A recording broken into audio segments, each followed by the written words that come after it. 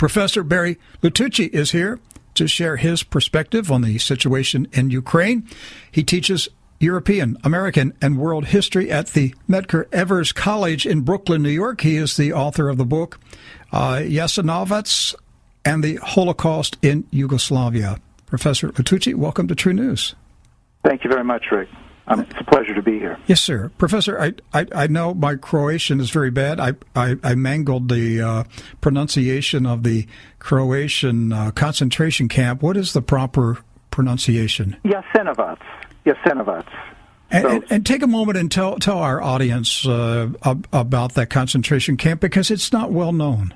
No, it's not. Although scholars know it, but I think knowledge of what happened, what transpired in Yugoslavia during World War II and during the Holocaust was to a large extent suppressed or kept from general public information and even from Holocaust institutions in the 1990s because it didn't conform to U.S. foreign policy. But in any case, what happened in Yugoslavia was the Yugoslav government, which was then ruled by monarchy, the Serbian monarchy, was refused at first. Agreed to sign a tripartite pact with Hitler, and then the regent was overthrown, and the young prince was installed in power, and so Hitler invaded Yugoslavia and divided it up into about 12 parts. But he gave most of Croatia and Bosnia to a Croatian fascist regime known as the Ustaša. The Ustaša, which bears a lot of similarities historically to the Ukrainian fascist movement, got going in the 1920s, first under Italian fascist support, and then in the 1930s under Nazi support. And it was a project for creating a greater Croatian homeland and state, but to do so, it would be under a fascist political regime with the fascist ideology of extreme racism, social Darwinism, eugenics, and also concentration camps.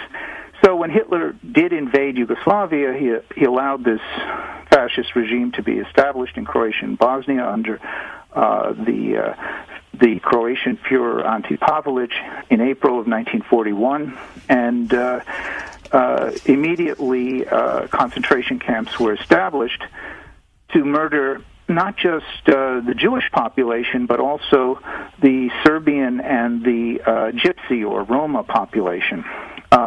All three of these ethnic groups were deemed to be non-citizens and people that needed to be done away with. And part of the problem was that the territory on which the Croatian fascist state was established did not have a majority Croatian population.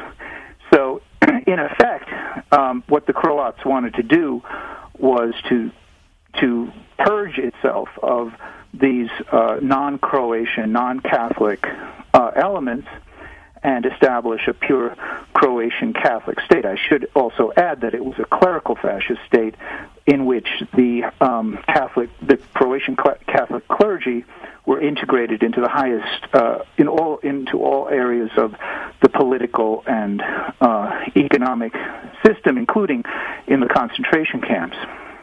And in the end, there were about 30 camps established in the independent state of Croatia from 1941 to 1945, the fascist state, and the biggest of which was Jasenovac, where historians estimate 600,000 people were killed.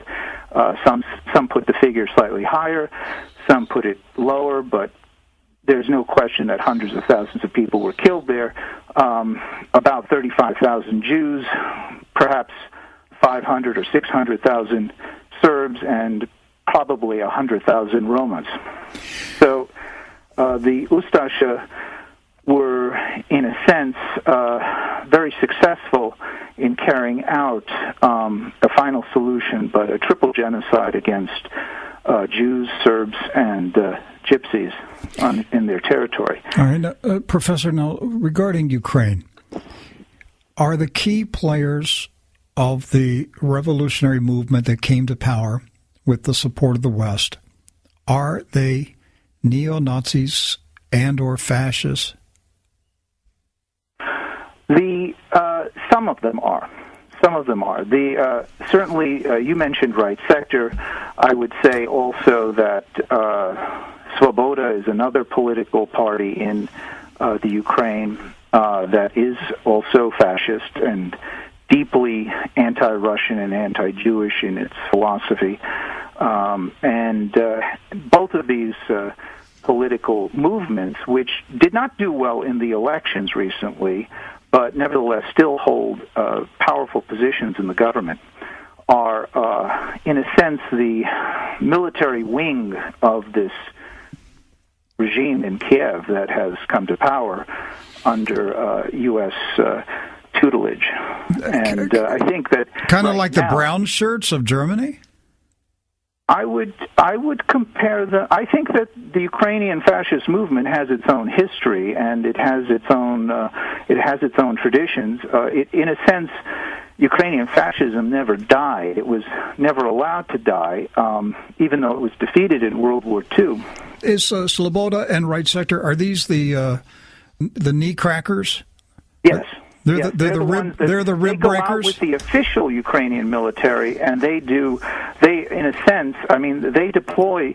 The Ukrainian government is fully aware that Right Sector forces and Svoboda forces go out with the regular military and commit atrocities against the civilian population, as they did recently in Odessa. I was just going to ask you, were they the ones behind that horrific atrocity in Odessa where people were burned alive? Over 40 people were burned alive in that trade union building. And they found chloroform in the building.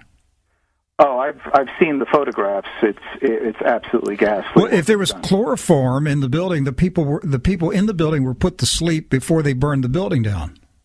Yes, and it does appear that there were also instances where they were shot. Even people, it says they tried to come out of the building, jump out of the windows. There were Ukrainian men shooting the people fleeing the burning building. Well, Rick, let me just say this: that historians know what happened to Odessa in World War II, and what happened in Odessa in World War II is exactly what happened in Odessa in 2014, and it's no coincidence, because in late 41, when Odessa was captured by the Romanian fascist military, there was a military strike against them, and then they carried out a very similar type of burning to death of civilian population, primarily Jewish civilians, in Odessa, which I think was really the model, the very thing that the Right Sector tried to imitate just recently. When this in 2014. So they just took a page out of the old Nazi playbook. Absolutely. It's just too similar, too strikingly identical for it not to have been imitated deliberately. The Russians obviously have a legitimate reason for being queasy and nervous about a flare-up of Nazism and fascism on their border. Don't you agree? Well, of course, Rick, this is anyone who has family ties, as I do, in fact, to the Ukraine. It's something that has transpired in recent generations, where the Western Ukrainian nationalists, who not all of them, but there is a large number of them who have historically viewed Russians and Jews as enemies, as enemy people to be killed and removed from the Ukraine. It's just something that we know from our own family histories of what transpired both at the end of World War I during the Russian Civil War and then again in World War II. everyone is quite aware. The problem that we see right now is that the United States intervened in the Ukraine and started this crisis.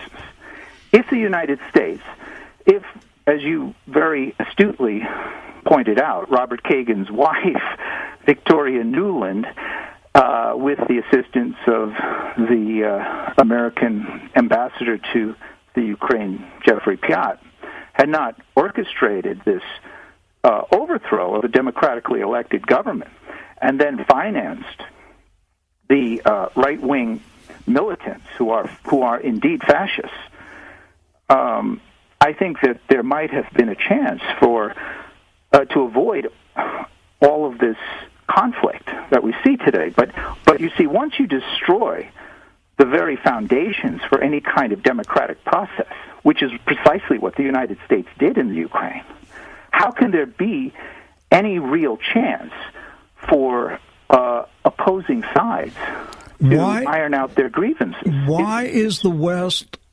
supporting Nazis? Why? That's a very good question, and there's a very clear-cut answer to it. Let me just start by saying there was a very interesting writer, a very controversial writer named Hannah Arendt, who pointed out in the first volume of The Origins of Totalitarianism that imperialism was, in fact, late 19th century imperialism was the mother of fascism.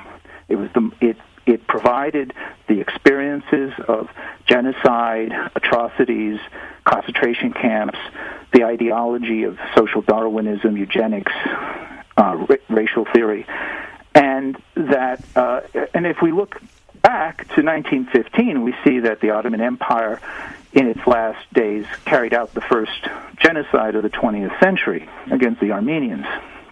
And now, what happened in the post-World War I period is actually even during, at the very end of World War I, when Germany occupied the Ukraine in 1918, in April of 1918, Germany occupied the Ukraine, established a government, or backed an independent Ukrainian state that was violently anti-Russian and anti-Semitic, and was killing Jews and Russians even at that time, and called Russian and outlawed the Russian language. The German Imperial Army, which itself was not carrying out atrocities, saw the advantage even at that time of using a racist, ultra-nationalist, and murderous regime to keep itself in power. And of course, that lesson was then used by Hitler when he invaded the Soviet Union again and occupied the Ukraine again in 1941. So you see, the origins of this is that, and of course the same thing happened in Yugoslavia. The Nazis used these fascist movements that they set up in Croatia or in the Ukraine to help to serve as more or less proxies for themselves and as props for them to take over more territory. In the 1990s, we see the United States breaking up Yugoslavia. In Yugoslavia, the United States helped. I mean, Yugoslavia itself, after the fall of the Berlin Wall, would not have fallen, would not have disintegrated, had it not been for foreign intervention. The United States, Germany, and some other countries provided aid to neo-fascist movements in Yugoslavia, particularly the Croatian nationalists, and even to some extent the Bosnian Muslim nationalists, because Alija Izetbegović, the man who eventually came to power in Bosnia, was a former Nazi. People don't realize this, but he had actually been in a Nazi youth group during World War II. And Franjo Tuđman was a well-known apologist, the man who came to power in Croatia. So, to make a long story short, the United States saw the advantage of propping up and financing and supporting neo-fascist movements in the Balkans to destroy Yugoslavia. Why should it not use neo-fascist movements in the Ukraine to take over, to impose U.S. hegemony, let's say, in the Ukraine. I mean, after all, the goal appears to be quite clear, that the United States wanted a government in Kiev that would be, at the very least, pro-American and anti-Russian. And furthermore, the West, under Bill Clinton and Tony Blair and NATO, imposed the creation of Kosovo, which is the first Islamic nation in Eastern Europe. Well, Bosnia was if you could say that Bosnia was actually, because even though Bosnia is divided into a Muslim Croat half and a Serbian half, but during the civil war in Bosnia, which went on from 1992 to 1995, and which ended only when the United States started bombing the Serbs in Bosnia, there were 10,000 Mujahideen and Al-Qaeda people. I was just going to mention this, that there were, in the 90s, there were multiple sightings of Osama bin Laden in the region. Of course, and he was there. And not only that, but so too were all of the 9/11 bombers. They were all in Bosnia too. They cut their teeth in Bosnia. My, the same people. They cut their teeth in military training. Okay, now let's bring it full circle, because here we are in 2014. We've got something very bizarre taking place with U.S. foreign policy. The U.S. is supporting the Muslim Brotherhood in Egypt. We're supporting Al-Qaeda in Libya and Syria. We're supporting the Nazis in Ukraine. There's a pattern here, Professor. By the way, you can call me Barry. It's fine. Professor Barry, okay. Please call me Barry. All right. The pattern is that this is part of the toolkit of U.S. foreign policy to employ, to support, and to even militarily train what can generally fall under the rubric of fascist or neo-fascist movements in order to further U.S. foreign policy objectives in different parts of the world. Now, I've only got 2 minutes remaining. Is this the result of Operation Paperclip after World War II? We brought tens of thousands of Nazis to America? In regard to Yugoslavia and the Ukraine, for sure, because we brought tens of thousands of... that's a story for a program by itself, because I didn't really even get to the story of how the United States, along with the Vatican, helped rescue Ukrainian Nazis, Croatian Nazis, but also even top German Nazis like Mengele and Franz Stengel. I mean, commanders of concentration camps were saved through the so-called rat lines, and then they were brought to North America, to Australia, and and of course South America, where they were kept as assets for the CIA during the Cold War. And of course, these assets were not cold assets. They were you could call them cold assets during the Cold War period, but they were to be used to fight the Cold War, but also to further the foreign policy objectives of the CIA, of the State Department, of the U.S. foreign policy. I think, since we're coming to the end of the program, I want to just say this, that, well, first of all, I thank you very much for even airing this story, because the American public has been extremely miseducated and misinformed, and very deliberately so by the mass media in this country. And so what you're doing is tremendously important, because the people of this country need to know the truth. Because ultimately, the problem lies, and it's very interesting that you mentioned Robert Kagan.